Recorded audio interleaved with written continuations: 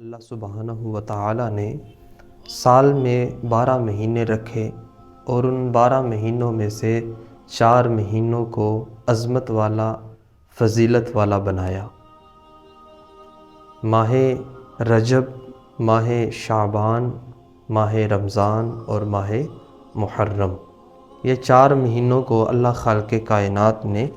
برکت والا اور عظمت والا بنایا، اور پھر ان 4 مہینوں میں سے شعبان کے مہینے کو چن لیا اور پھر چن کر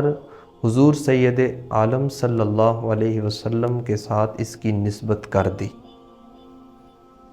اسی لیے شعبان کا جو مہینہ ہے وہ بابرکت اور باعظمت مہینہ ہے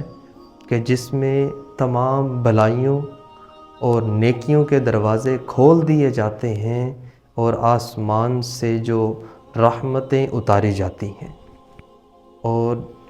جو گناہگار ہے وہ اس ماہ مقدس میں بخشش پاتے ہیں، اور جو برائیاں ہیں ان کو مٹا دیا جاتا ہے۔ اسی لیے اس بابرکت مہینے کو المکفر بھی کہتے ہیں، جس کا معنی کچھ اس طرح ہے کہ گناہوں کی بخشش کا ذریعہ بننے والا مہینہ۔